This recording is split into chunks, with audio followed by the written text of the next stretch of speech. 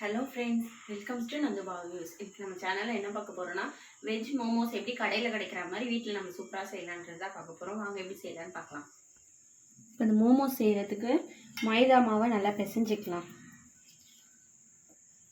லைட்டாக உப்பு சேர்த்துக்கலாம், எண்ணெய் கொஞ்சம் சேர்த்துக்கலாம்.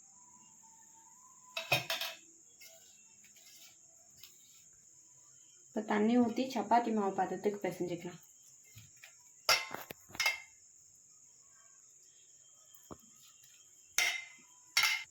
பாருங்கள், மாவு இந்த அளவுக்கு நல்லா சாஃப்டாக பிசைஞ்சு வச்சுக்கலாம். இப்போ மோமோஸ்க்கு உள்ளே வைக்கிற ஸ்டஃபிங் ரெடி பண்ணிக்கலாம். அதுக்கு கடாய் ஒன்று வச்சு கடாய் சூடானோன்னு எண்ணெய் சேர்த்துக்கலாம்.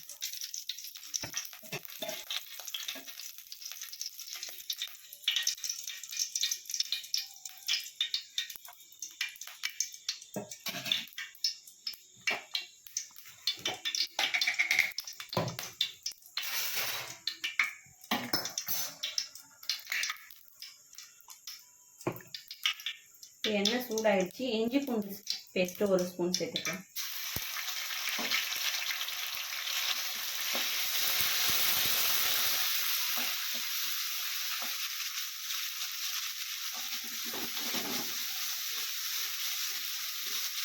வெங்காயம் சேர்த்துக்கலாம்.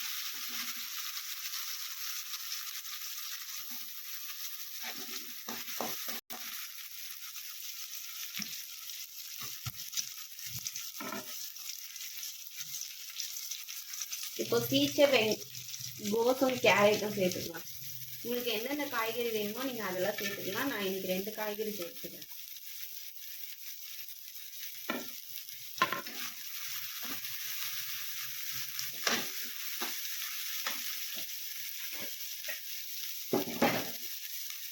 இப்போ லைட்டாக உப்பு சேர்த்துட்டு நல்லா வதங்கட்டும் பாருங்க.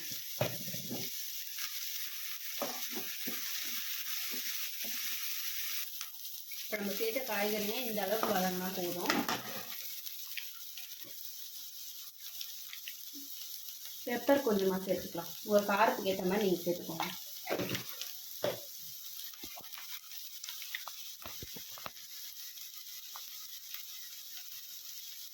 கொஞ்சமாக சேர்த்துக்கலாம்.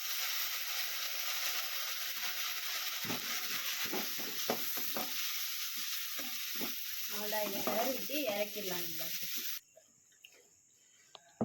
இப்போ மைதா மாவு கிளறினதை இப்போ திரட்டிக்கலாம். நம்ம நல்லா நைஸாக திரட்டணும். உங்களுக்கு இது மைதா மாவில் வேணும்னா நீங்கள் கோதுமை மாவு. இப்போ இந்த மாதிரி நல்லா திரட்டிட்டு இதுக்குள் உள்ள ஸ்டஃபிங் வச்சு மூடிக்கலாம்.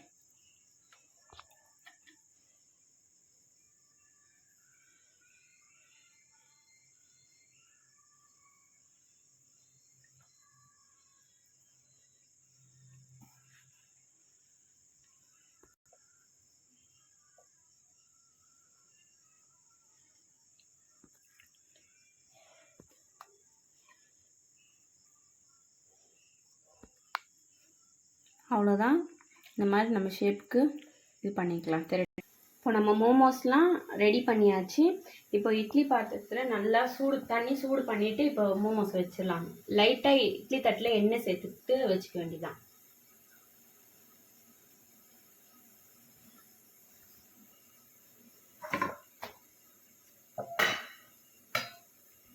இப்போ மோமோஸ்க்கு சட்னி ரெடி பண்ணிக்கலாம். அதுக்கு தண்ணி வச்சு தக்காளி 2 சேர்த்துக்கலாம். இப்போ வேக வச்ச தக்காளியை தோல் உரிச்சிட்டு மிக்சி ஜாரில் சேர்த்தாச்சு.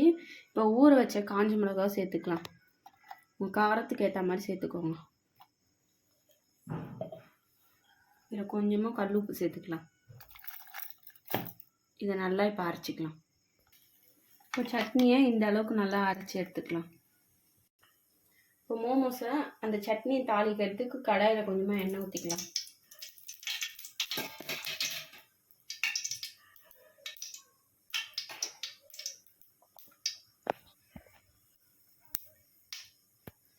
இப்போ குட்டியாக கட் பண்ணால் பூண்டு சேர்த்துக்கலாம்.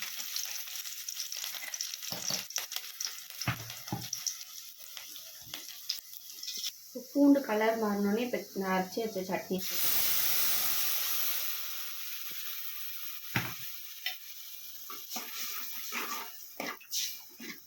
ஒரு 10 நிமிஷம் நல்லா கொதிக்க விட்டு இறக்கிடலாம்.